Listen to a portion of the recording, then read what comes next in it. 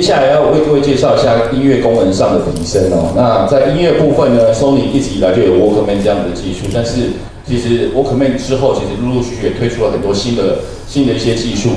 那在这一次 Xperia Z3 上面的音乐部分，我想要 highlight 4件事情。第一个就是 DCHX 高传真数位技术，第二个是 Hi-Res 的高解析音乐，第三个呢是我们之前有提过的 DNC 降噪功能，第四个呢是全新一代的前置立体声喇叭。那第一个呢，我们先看一下 DCHX 高传真技术哦。现在目前消费者在使用这个摄影手机的时候，他们如果要听音乐，他们会把 CD 转成 MP3 或 WMA 这样子的档案。当然，台湾或是大陆会有一些比较不一样的，就是用 download 的方式，没关系，只要是 MP3 或是 WMA， 你只要透过这个 DCHX 的功能，它就会帮你还原到 CD 的音质，不管你是32K。或是32K 或者192K， 它都会帮你还原到 CD 的音质。那它使用的方法也很简单，它就在 Walkman 里面，你不需要任何什么特别功能，你只要把它打勾 DCHX 这样子的功能就启动了。今天我们有准备一些软体，然后大家可以去体验一下。第二个呢，就是要介绍一下这只手机支援的是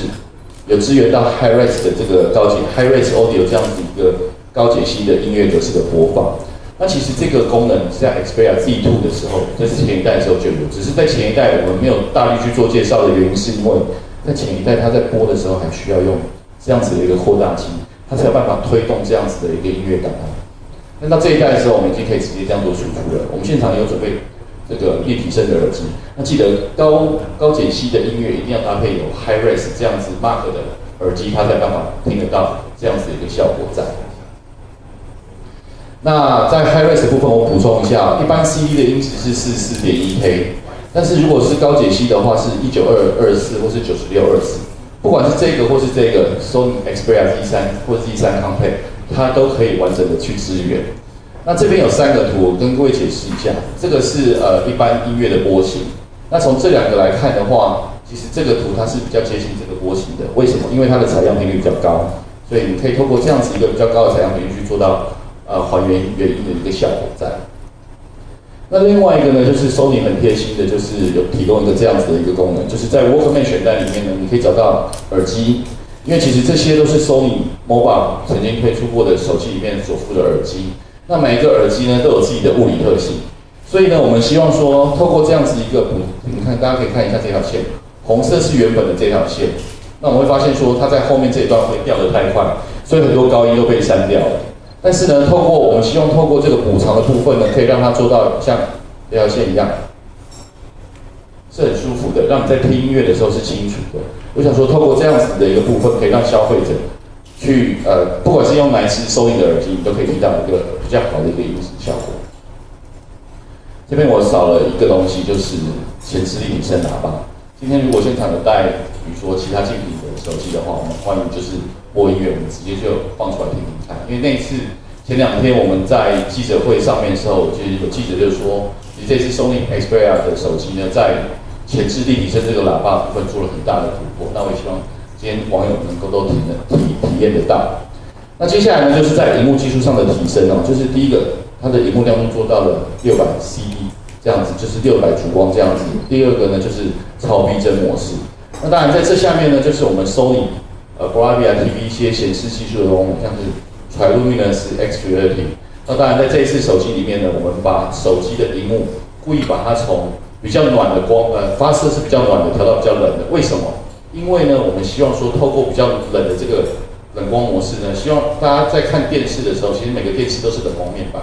那我们希望说，大家在看手机的时候，能够享有跟电视一样的一个效果在，所以我们采用这个 Live Color LED 这样的效果。大家可以想一下，我们透过蓝色的发光体，然后再加上这些东西，会让这个颜色很饱满的出来，然后但是又不会太饱和。那另外一个就是有 IPS 这个广视角的萤幕技术。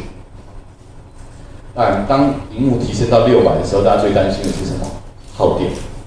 那大家可以看一下这个图哦。就我们有去做了调查，就做了分析，我们发现说，我们从500烛光上升到600烛光的时候，其实我们才多耗了4个mAh。因为这里面有一些荧幕的技术就太细，比如说像 Memory on Display 啊，或是我们有去控制到每一个荧幕的 pixel 这些东西，其实我就不讲。那就是说，让大家知道说，当我们荧幕做到这么高的时候，它这个其实并没有比较耗电这件事情。第二个呢就是 Super Vivid Mode， 那这个是当我们开启 X Reality 的时候它的效果。其实这张照片已经很真实了。接下来当你开上 X Reality， 当你开上这个超逼真模式之后，大家可以看到红、蓝、绿这三个颜色的部分，红、蓝、绿这三个颜色的部分其实变得更明显。但这是因为投影或是照片的部分，但实际上大家等下去体验的时候，一定会发现说这个部分会有很大不一样的差别。那第二个我要讲的是，在超逼真模式下，有2种颜色不会被变。第一个是白色，第二个是人身体的这个肤色，它是不会变化，因为它在这个解析在这个色块里面，它是被定义出去做变化的一个色块。好，那我们来看一下它的亮度的这个影片。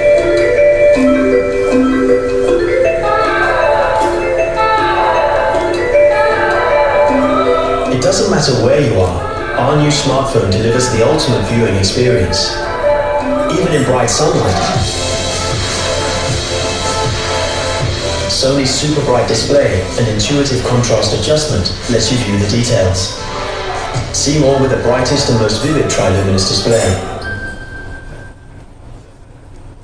好，那接下来呢，这是另外一个。当然我们看完了相机的突破，荧幕的突破，音乐突破，接下来我要介绍的是。这是一个全新的技术，我们把 Sony 的 PS4 整合到这只手机里面来。我们透过其实在全球已经卖了超过1000万台的 PS4。那我们透过这个网络的分析啊，发现其实拥有 PS4 的玩家，其实晚上7点到晚上10点这段时间，能够开 PS4 玩的人真的很少。为什么？因为家里面的电视可能只有1台2台，那都是被家人所占据到。那玩游戏的一定是最后面的。所以这些玩家其实买到 PS4 之后，真正上网玩的时间很少。所以呢，我们就跟 PS4 做一个结合。当你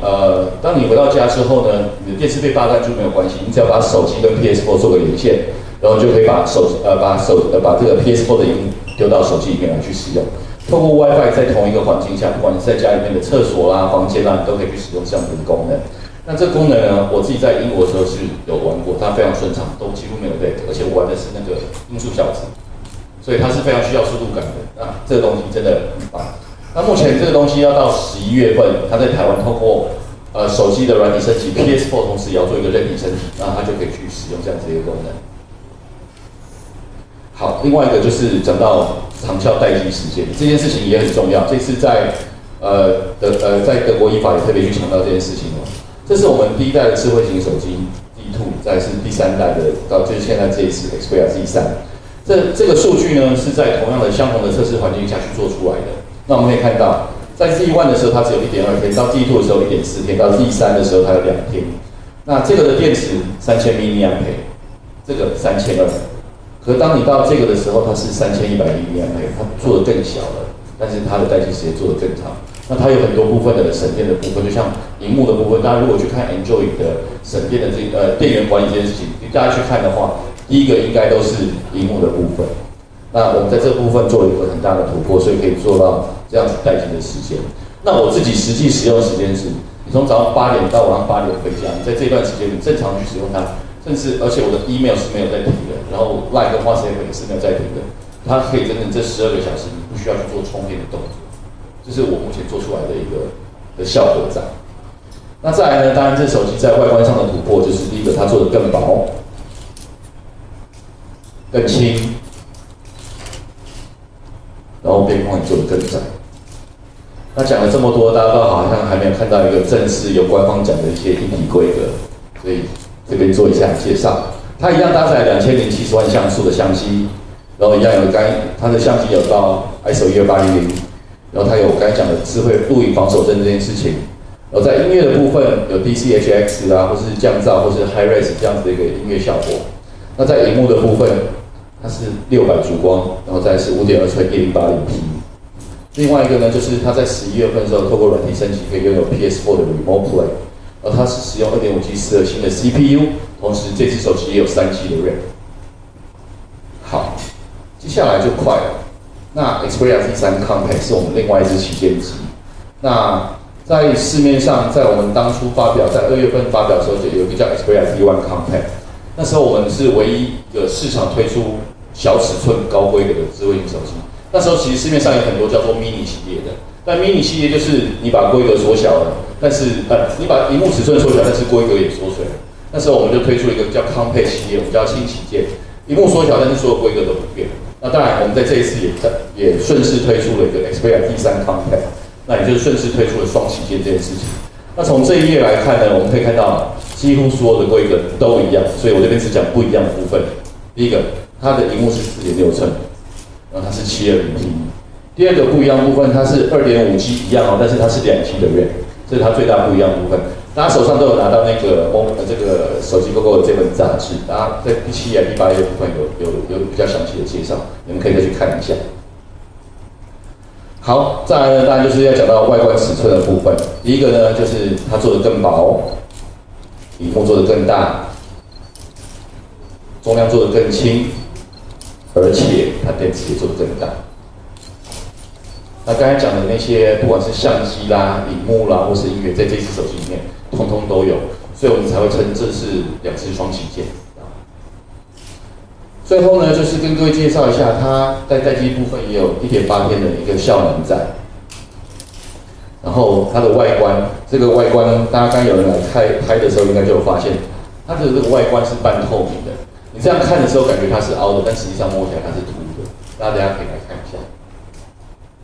那这4个颜色，我那天因为有听到设计师来讲，这个黑色它是取自于这个颜色的 idea 是来自于在大海中的月光反射出来的一个效果，所以它这边都会用一个 reflection， 就是指反射的意思。那这个呢是指白天，那这个是指夕阳反射的，那这个是指湖水反射的效果。所以这4个颜色其实都有它当初设计师找到这4个颜色的一些 idea， 然后它上市的时候会有这4个颜色。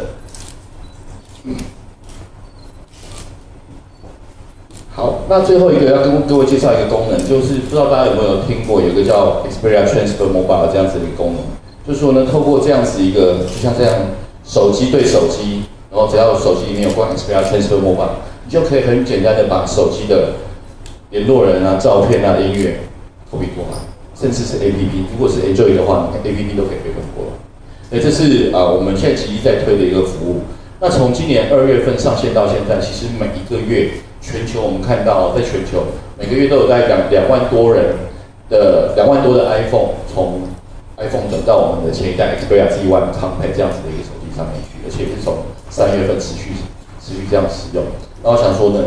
介绍这个功能给各位Mobile1的网友。以上呢是我今天的介绍。